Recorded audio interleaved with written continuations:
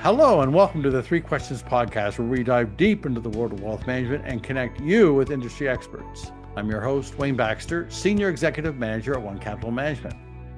Now, if you or someone close to you is navigating the emotional and practical challenges of caring for an aging loved ones while trying to honor their wishes to stay at home, stay tuned. Our topic, the three questions families should ask when exploring home care options for their loved ones. Thank you for taking time to check us out. And if you enjoy this episode of the Three Questions Podcast, please consider liking this video and subscribing to our podcast and YouTube channels. Joining me on the Three Questions Podcast is Robel Gugsa. He is the owner of Comfort Care Home Care in the San Fernando Valley of California. With a franchise focused on providing personalized in-home care services, from companionship to daily living assistance to specialized dementia care, Robel and his team help families support their loved ones with dignity and independence. Robel brings a unique perspective, having transitioned from a successful 20-year career as a chief executive in technology and operations to leading this home care business. What a change. We're exploring the three questions that families should ask when exploring home care options for their loved one.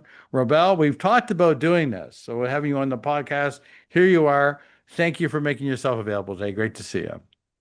Nice to see you, Wayne, and I look forward to our discussion, and great to be here.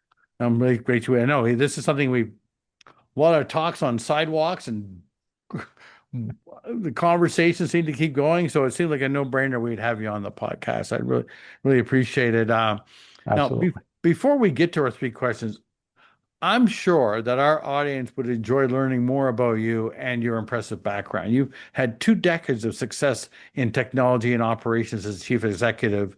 What inspired you to transitioning to a Comfort Care franchise for home care? That's quite a left-hand turn here. You're right. And it is about, I'd say, 180-degree change. But as you mentioned, Wayne, I did spend several years in banking technology and operations. At that time, I think on paper, everything that I was doing looked good. I had a stable career, growth came with it, plenty of responsibility. But I think internally for me, something felt off. Like many people who have, at some point in time in their career, they reach a point where they start asking themselves some tough questions, right? And for me, those questions were, is this work that I'm doing at that time really my purpose? Does it truly fulfill me? And am I proud of how, I was spending my time at that, during that time of my career. So, and also at the same time, I think my role required extensive travel, which was somewhat exhausting. Even though I'd say, I think whatever I was doing, I think I was capable and I was good at it. And from the outside looking in, everything looked great, but I didn't feel that way for me. My children were also young, and I began to feel, the quiet weight of those missed moments, school events, milestones, and everyday conversations that you'll never get back. And so I didn't want to, wake up for some years later and realize that I had built a career, but at the same time missed their childhood, and that thought just somewhat unsettled me. So I knew that I needed to search for something that was a little bit more meaningful, something that would align with my values and allow me to be present for my family at the same time, and also making a difference in the lives of others, right? And I think it was around that time I met someone who owned and operated a home care business. And as we discussed with the gentleman, that I was really struck by how profoundly important the work was. And it wasn't just about providing service. It felt to me that it was about preserving dignity, independence, quality of life during the most difficult and challenging times of a person's life, and layer that with the idea or the fact that the reality with a baby boomer generation that's aging and living longer, it kind of became clear that it wasn't just a business opportunity. It felt like somewhat of a calling. And I say that because on a personal level, I think my mom is now in her mid 80s. And including my mother-in-law. And firsthand, the emotional strain, the uncertainty, the exhaustion that family caregivers carry, I had felt it. And that tension between wanting to do something for yourself and realizing that you also need help to assist them. And that experience with what was going on outside kind of moved me. So it wasn't one single dramatic moment that pushed me to make the change, but it was kind of, I think, a series of realization that about my own personal time, family, purpose, impact that kind of slowly built into what felt like a perfect storm. And I finally stepped, I think, into the home care space. And I knew I had, at least at that time, I found, to me, it felt like I found something that mattered. Well, anytime you make a major transition like that, it's like, some people look at it a bit of a crisis, even if it's a good thing. And they're not Right. easy. I can identify with that, what you were talking about for myself when I sold my practice in Canada and moved down here to the US. It was kind of along the same lines. I can happily say, I got to spend a lot of quality time with my kids here in the first few years, which is great. And I don't regret that for sure. What would you say has been the biggest challenge you faced in this new role? You're shifting, from corporate tech to something, the deeply personal world of home care. I mean, that's what has been the biggest challenge that you think for yourself so far? You're right. Transitions like that are not easy, right? The biggest challenge I think was, shifting from a world that is a highly structured, data-driven, somewhat predictable to what I do, compared to what I do today, that is, deeply human and often emotionally unpredictable, right? And in a corporate tech, problems had some kind of logic. You can analyze it, you can build a system, you can solve it. But in home care, the variables are humans, right? People, and their emotions, their fears, there are also family dynamics. And so there isn't always a clear solution. And sometimes the quote unquote right answer is simply being present and steady for those who need it and at a point of time or a point of need and when they face some uncertainty. So to add to that, another challenge has also been the emotional weight, right? And banking, a difficult day could mean a project that's delayed or a system that's not working. In home care, it's completely different. It's a difficult day can mean a client's health is beginning to decline, right? A family's in crisis, or supporting someone who's going through, their final chapters in life, right? And all of these require a different kind of, I think, resilience compared to what I was experiencing. Um, but all of this to say that it's all rooted in, for me, empathy, patience, and emotional strength. And if I could add one more, I think I've also personally, as a leader, I had to grow quickly in this space, in this field. Caregivers are doing, I think, God's work for those who are truly in it for the right reason. It's incredibly intimate and also demanding work, and supporting them both from the emotional perspective and professional perspective is just as important as we're serving clients. And creating that culture and compassion and accountability was also very challenging, but at the same time rewarding. And that responsibility also families put in your hand is an enormous trust that they put in us, and often that could be overwhelming, and you could also be, sometimes you feel like unsure as to what to do next, but it carries its own weight. But over time, I think I've come to see that the very challenges that felt or that times also feel daunting are also the reason why this work is meaningful. And I'll be honest, it really stretched me, not just professionally, but also personally. And in many ways, I think it's shaped how I view leadership, the service, and success, what success truly means for me. What do you love most about it? I mean, like, you talked about some of the challenges. Like, what has been probably the most, I would just say, the most rewarding about owning and operating a home care business now? I know you talked about families, dealing with family, but what would you say jumps out to you when you think about what do I really love about what I'm doing? I think it's probably the impact, right? Both the visible and the quiet kind, right? And what I mean by that is sometimes it's incredibly powerful to be alongside someone or a family during the most, difficult time and bringing calm into what often feels like chaos for them.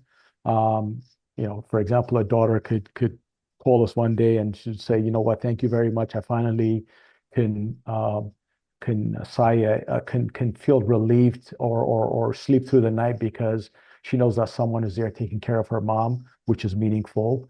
Or if there's a spouse that's caring for her husband, um, that feels overwhelmed. But you step in to help them out. That matters, and those moments, as you know well, they don't show up on a spreadsheet, right? But it stays with you, and I think those are the moments that I love.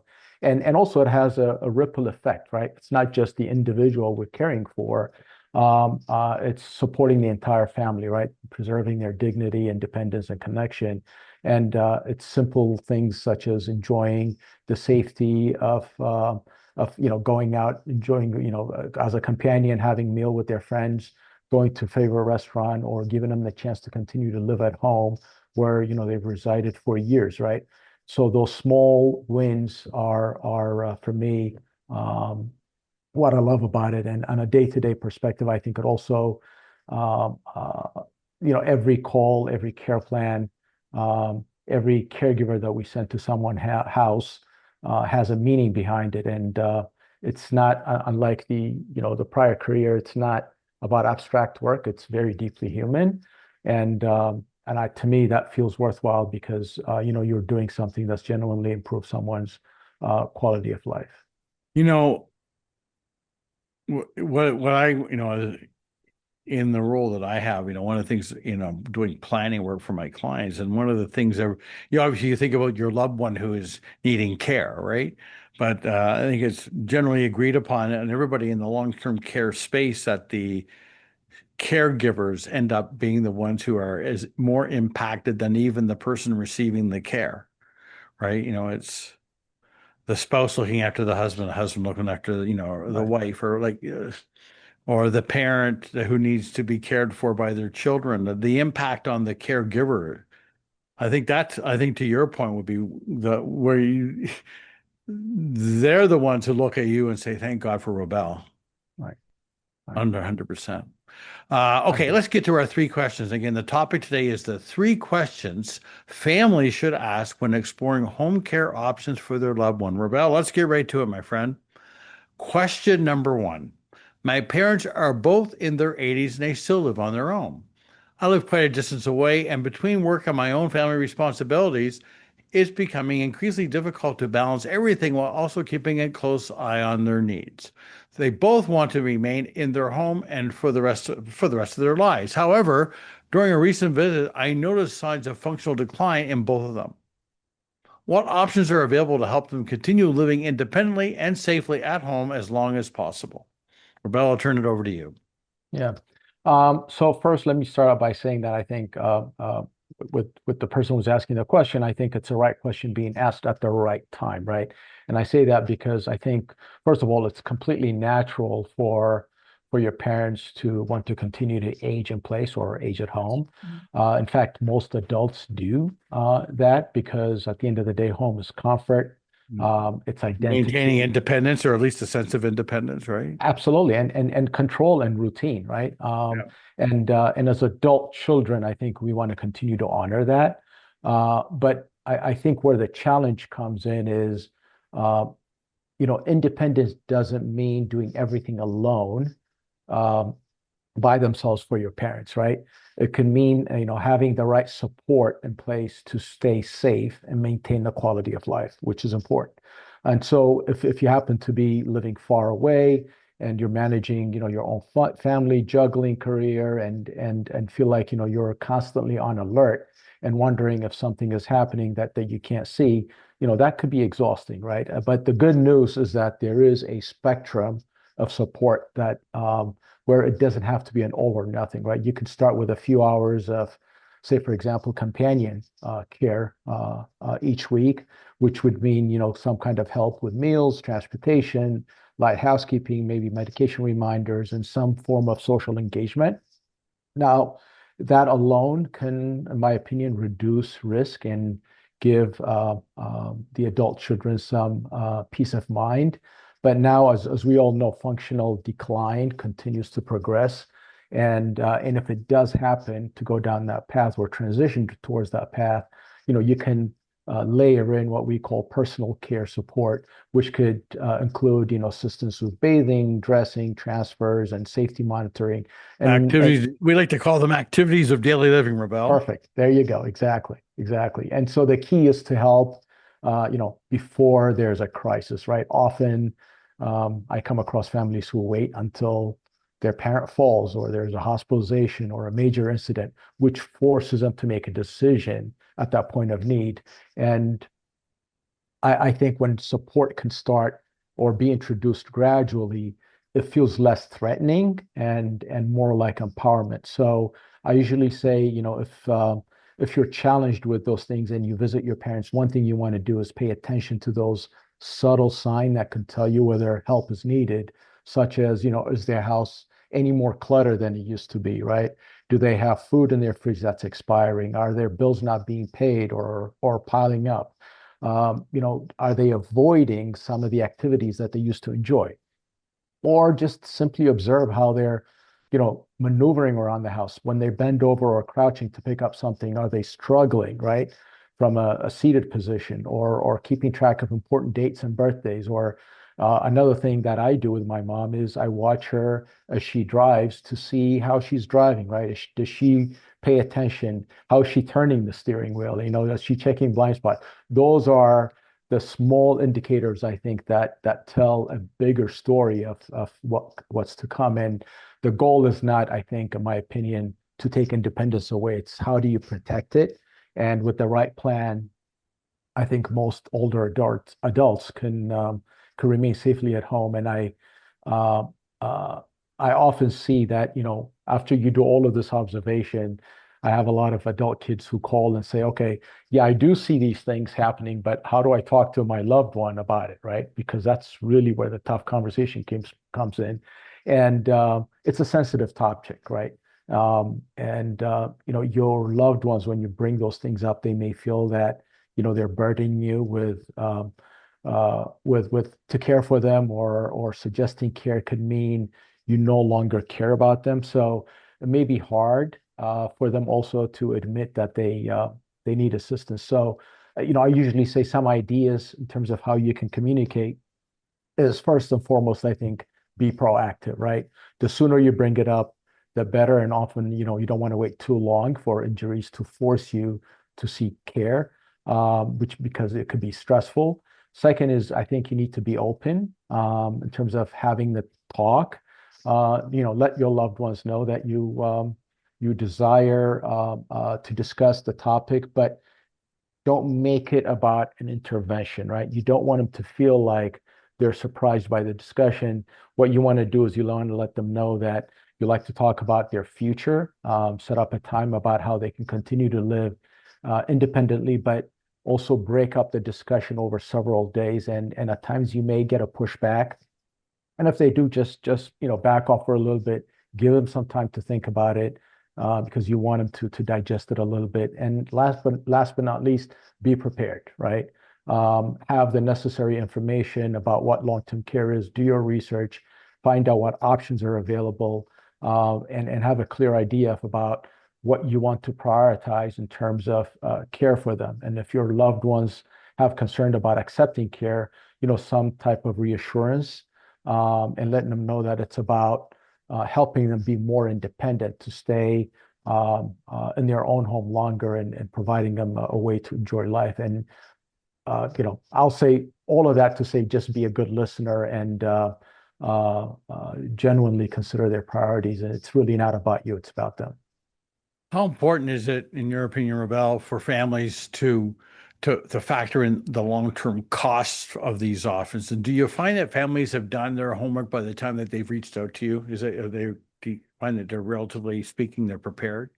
Um, So it varies. It is, of course, clearly critical to factor long-term care cost. I think one of the biggest misconception I think families have is that home care, they feel like home care is a short-term bridge, right? Something that they'll need for a few weeks because of a fall or a surgery.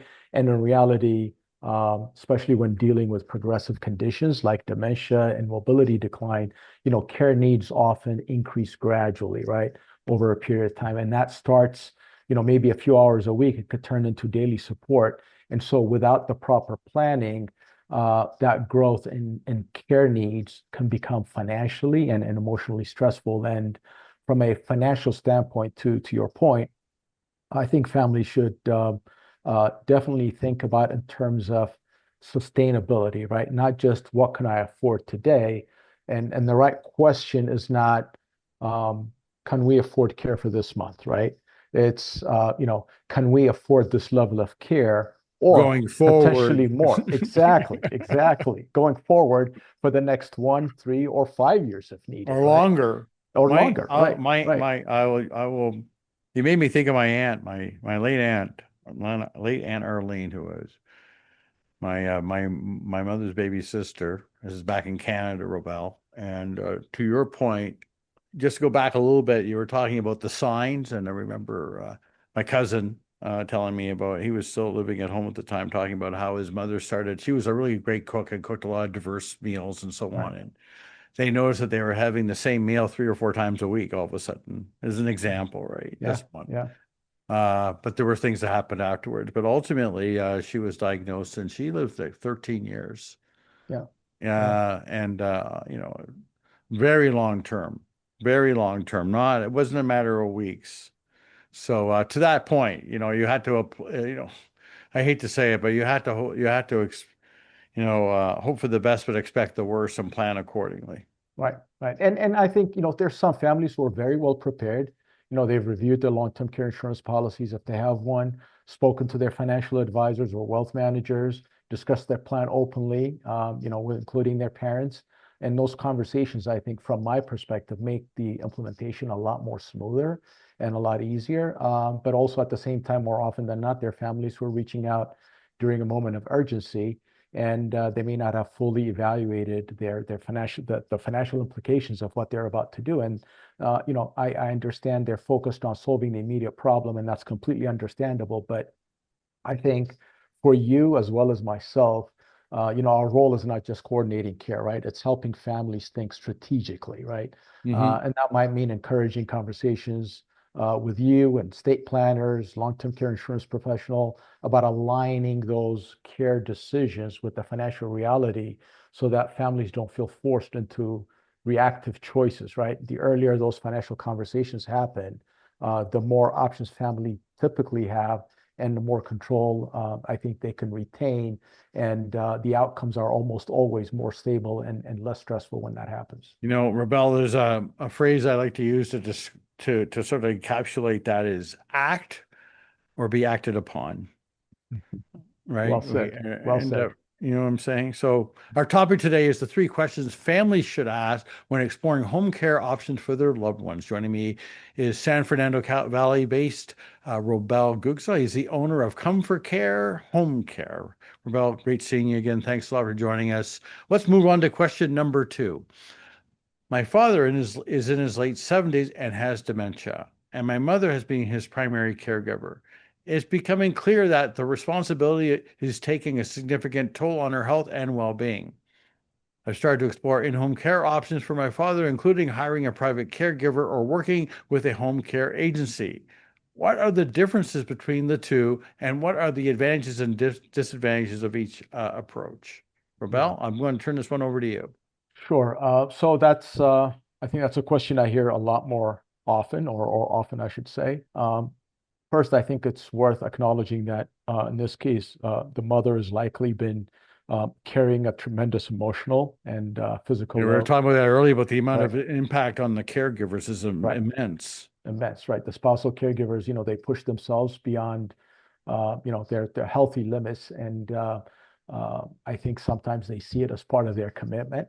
But with her well-being, I think, in my opinion, will begin to suffer, and that's a sign that additional support is a necessity. And so, what I would say to the person is, you can't effectively care for someone if you don't care for yourself first. In this case, the mom, and so bringing in help gives her mother space to rest and to attend to the things that she liked to do, or simply just rest and relax and recharge, right?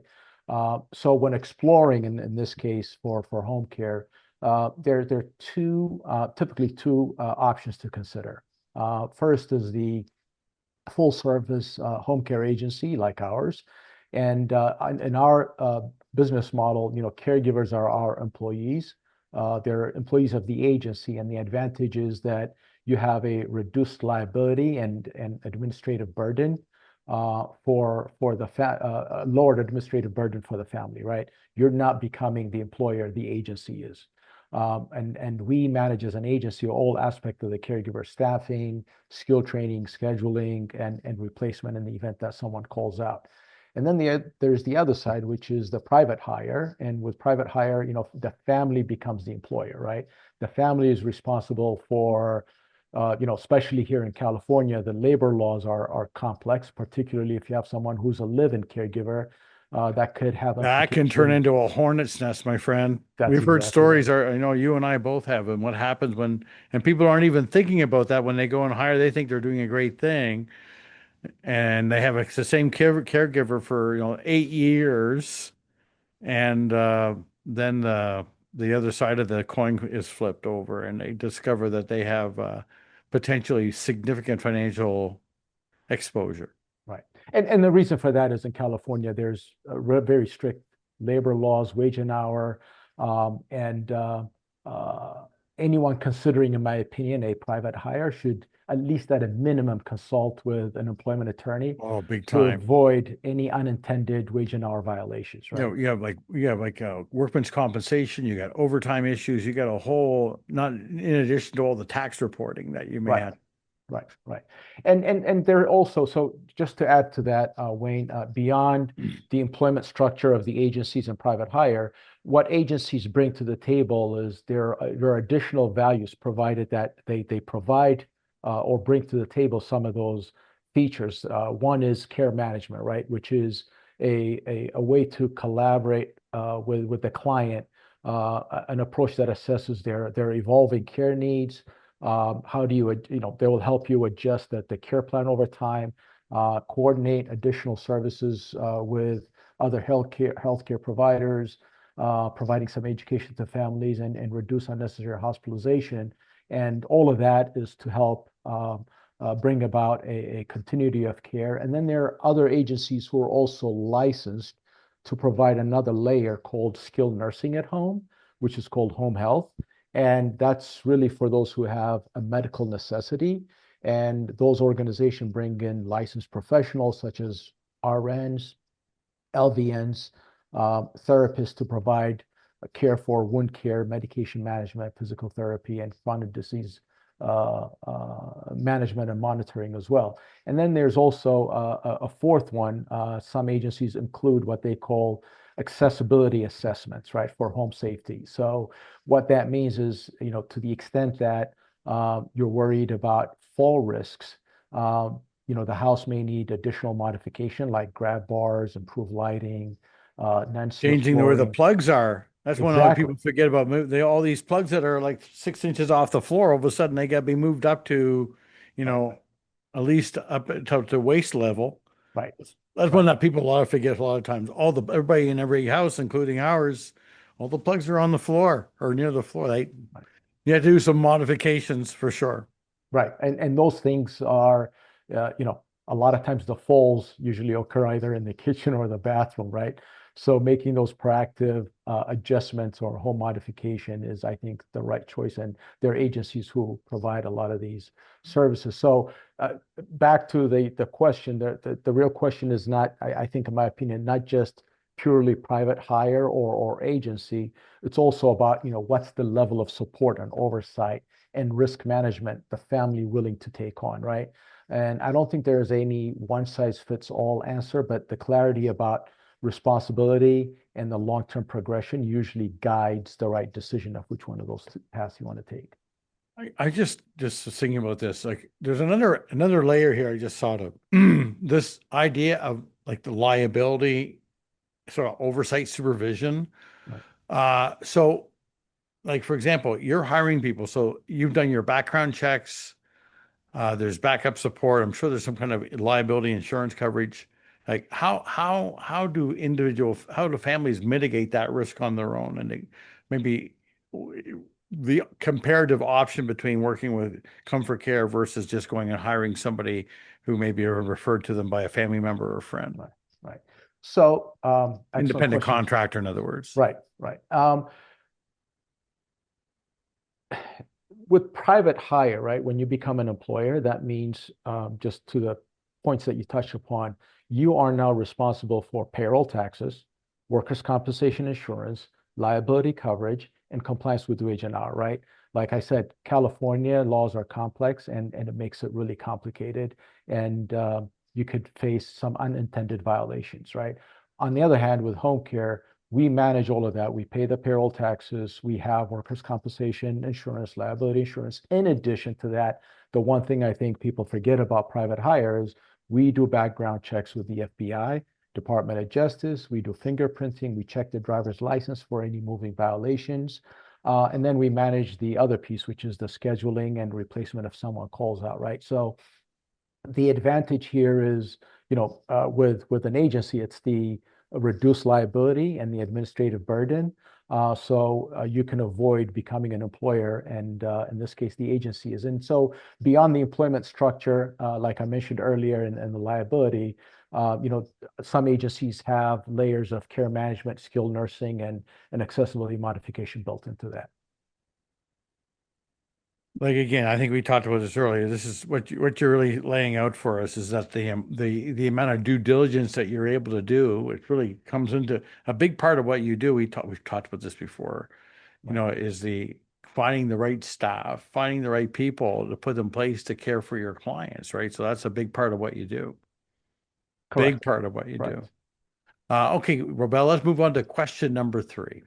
My parents are careful, pardon me, I'll start over. My parents have carefully planned their finances for retirement with longevity in mind. However, now that my father is facing a serious health issue, we're seeing firsthand the gap between planning for a long life and planning for long-term care. What financial forecasting might families need to determine which approach fits their budget over years? Robel, I'm going to let you start on this, but I definitely have my 2 cents worth on that topic. So I'm going to defer to you first. Yeah, no, I'm sure you do. And this is where they all intersect, right? And yes, that question truly highlights the biggest blind spot in retirement planning, right? Many families, as you know, and I have seen that, they plan beautifully for longevity, investment returns, inflation, lifestyle expenses, but long-term care is often modeled as a short-term event instead of a multi-year reality, right? And the forecast, I think, needs to shift, in my opinion, from can we afford this now to how can we sustain this over a period of time? And I think what families need to consider as part of the forecasting is, number one, the duration of care, right? It's not just cost per hour. You don't want to ask, what does this home care cost per hour? I think what you want to ask is, if it starts How at much is 10 it going to hours, cost per year? Exactly, exactly. Or what if it turns into a 24-hour care, right? What if it's Right. a 3, 5, 7-year trajectory, right? And as you know, conditions like dementia, as I mentioned earlier, are progressive, and the intensity will increase gradually, but not at once. And so that financial model should definitely reflect that slope as part of that consideration. And the second one is, I think, layer in the cost, right? Long-term care is rarely a one line item. It may start very simple as non-medical care. You may layer in skilled home care, maybe additional medical equipment, home modification, transportation, medication management. And so forecasting should also take that into account, not just hiring a single caregiver and thinking, well, this is all we need.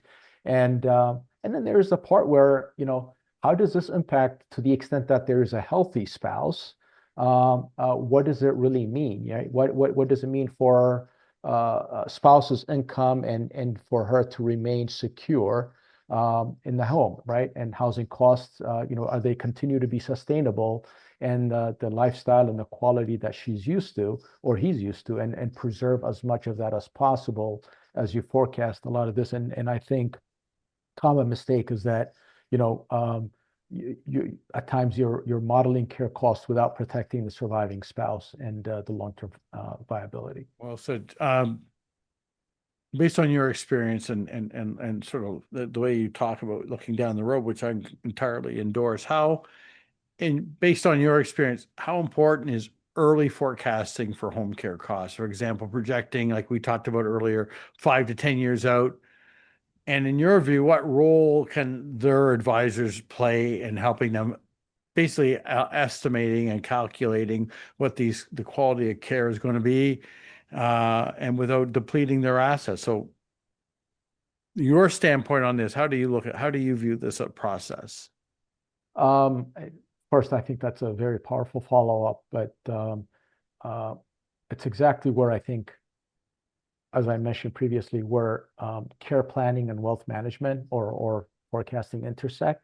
And forecasting is very strategic in this case because when families start projecting home care 5 to 10 years out, they begin to shift from being reactive to planning, and structuring it in a way that that's sustainable over time without compromising their legacy plan, right? And progressive conditions, like I mentioned, can increase. So it's really about modeling escalating hours, modeling inflation and labor cost, modeling the layered services I talked about, potential possibly also transitioning into assisted living or memory care.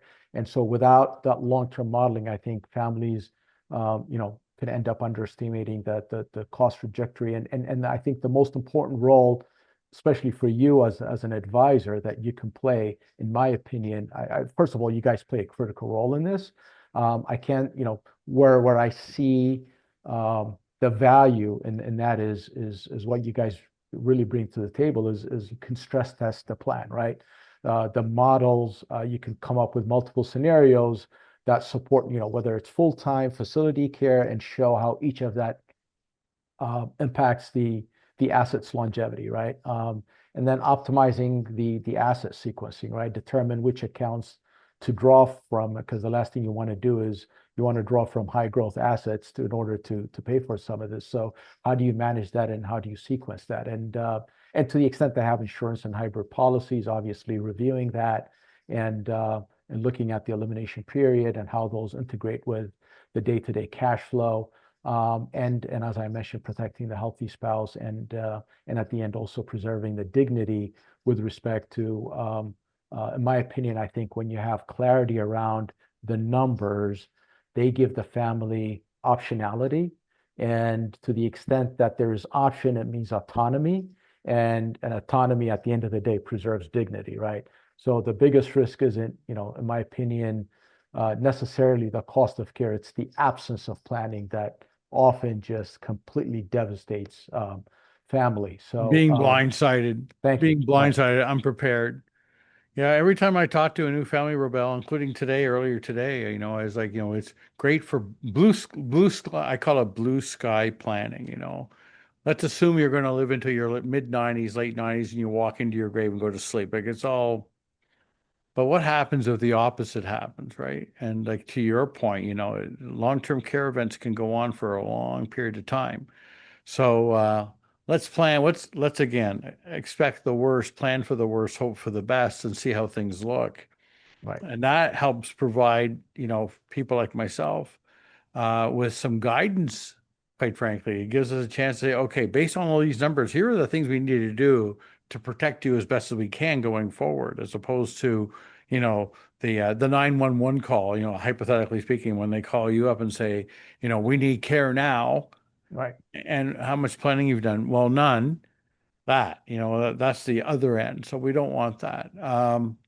So families, let's think about this now. Kind of a good segue for folks who are maybe just starting to explore home care options, right?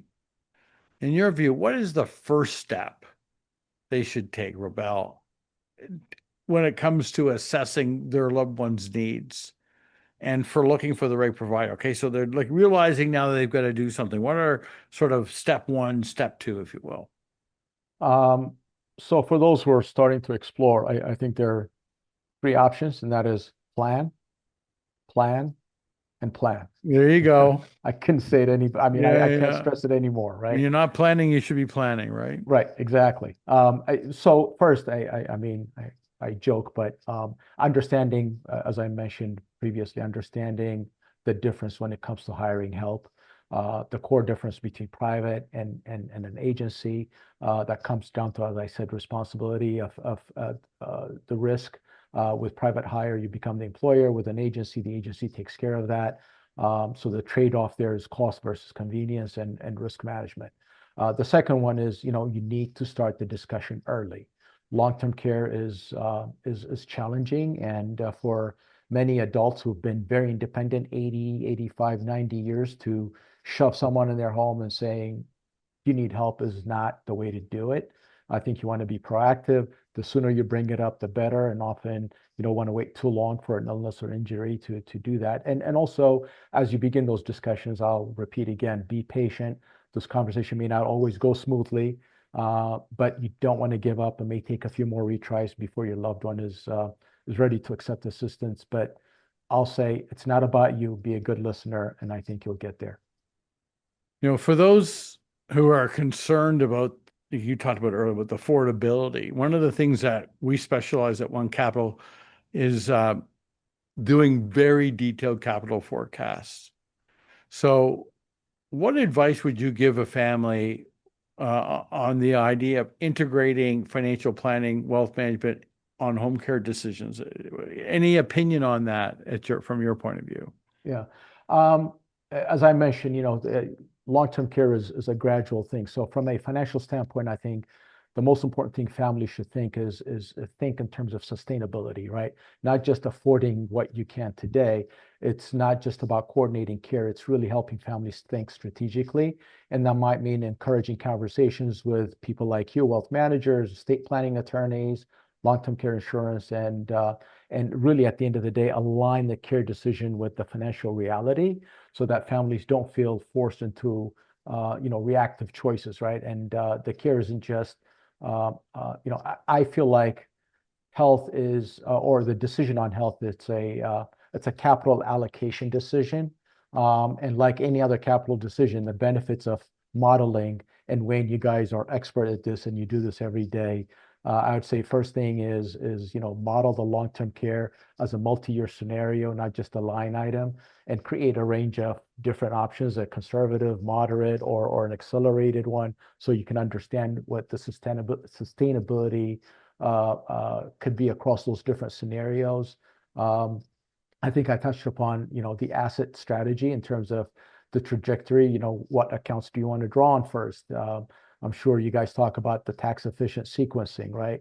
What does long-term care insurance policy and hybrid policy can come into play? And sometimes may be necessary to tap into home equity if appropriate, right? Yeah, reverse mortgage maybe for some families, I'll tell you right now, the reverse mortgage could turn out to be the long-term care policy for a lot of families. Right, right. Not a lot of families, but Absolutely. in some cases. I mean, it's a reality. Some people have significant amount of equity tied up in their homes, and it could be that could be for those who want to maintain their independence and staying at home, that could be that might be the solution. Right. And that may be an easier solution to take on to avoid depleting assets too early or Exactly, aggressively, right, as an precisely. option. Yeah, yeah. Yeah, So 100%. sustainability means, I think, in my opinion, thinking beyond the immediate care, and you don't want to be in a position of crisis-driven decisions that could also be expensive. And you as an advisor can bring that long-term modeling into the conversation.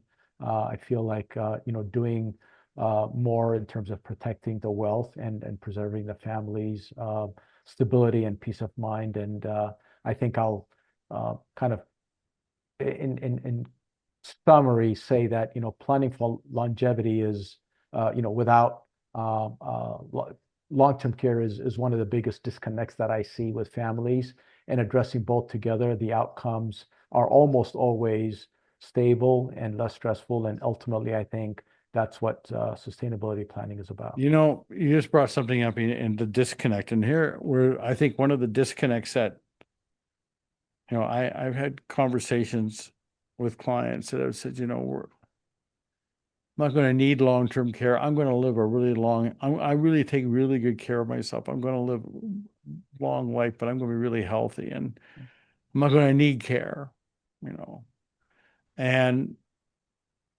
they could be partly correct there. They may, they're the 70s, early 80s, so on, very active lives, travel, do all the fun things. But a good friend of mine once said, that's all can be true. But one thing that we all have to encounter when we encounter, come up against longevity is something called enfeeblement. Mm-hmm. It's like a professional athlete, our biggest sports heroes, they all eventually have a best before date where they have to pack it and they have to retire.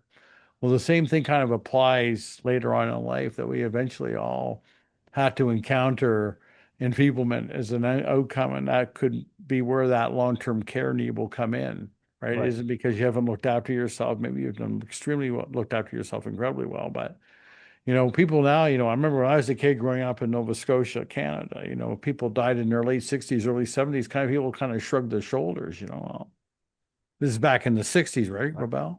Yep. I remember, I know I've said this before on this podcast, so I'm kind of maybe repeating myself here, but I remember when Pavarotti died at age 71. I mean, I remember being shocked. Oh my God, was he ever young, right? Any notable celebrity today, if anybody dies before they're 80 years old, you kind of raise an eyebrow and go, wow, they kind of got short end of the deal here. People live a lot longer now. I remember I was at a concert back in 2005 with two friends of mine in San Francisco. We come down from Toronto to see the Rolling Stones. And we were between the band that was on first getting off and the Rolling Stones coming on. Struck up a conversation with a surgeon from Phoenix, Arizona. And we're just, shooting the breeze. And I asked him, I said, what has been the biggest, this is in 2005. Right. What is the biggest change you've seen in as being a surgeon? And he said, and I was expecting some medical advancement. He said the number of elective surgeries on octogenarians. Right. Interesting, eh? Yeah, I mean, to your point, I think, anyone turning 65 today, the statistics or actuarials show that you're expected to live 21 or 22 years. So there you 100%. Have it. Well, Robel, you've been a great guest, and as usual, great information today. It's great chatting with you anytime. So for the folks that are watching us, we've put all of your contact information below you on the screen, but we got a lot more people, I think, listening in their cars, out for walks, on podcasts, people listening on Apple, Spotify. For the folks that are listening, maybe you could share with them, what is the best way for them to contact you? Sure. So you can contact us. We're Comfort Care Home Care, San Fernando Valley. Our phone number is 818-714-2299, or you can go to our website, which is comfortcare.com/California/San Fernando Valley, with a dash between San Fernando and Valley. That's our website. Or you can reach me directly at rgugsa@comfortcare.com, rgugsa@comfortcare.com. Robel, thanks, man. It's great seeing you. I really appreciate you coming on the podcast. Great information, great insight. We'll see you down the road for sure, as always. It was a pleasure, Wayne. Thank you again. Appreciate it. Take care. Robel Gugsa joined us from the San Fernando Valley here in California. He's the owner of Comfort Care Home Care. Thanks a lot, Robel. Take care. Thank you. Bye. I look forward to bringing you the Three Questions podcast, and I hope you find them educational and informative. Please consider liking this video and subscribing to our podcast and YouTube channels. And to receive a notification when our latest episode has been posted, please click on the notifications bell. Lastly, to schedule an online Zoom consultation with me to discuss your wealth management needs, please click on the link in the description box below, www.onecapital.com/meet with Wayne. Thank you, and we will see you soon.